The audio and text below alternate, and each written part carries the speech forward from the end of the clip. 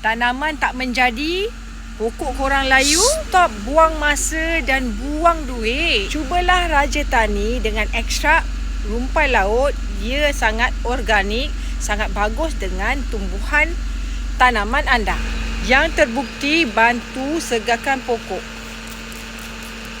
Okey, sangat bagus untuk tanaman pokok-pokok korang, untuk cantikkan semula pokok korang yang dah tak sihat tu.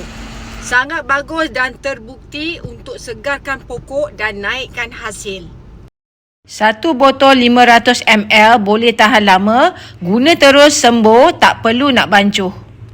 100% selamat, mesra alam dan hasilnya akan nampak dalam masa yang singkat.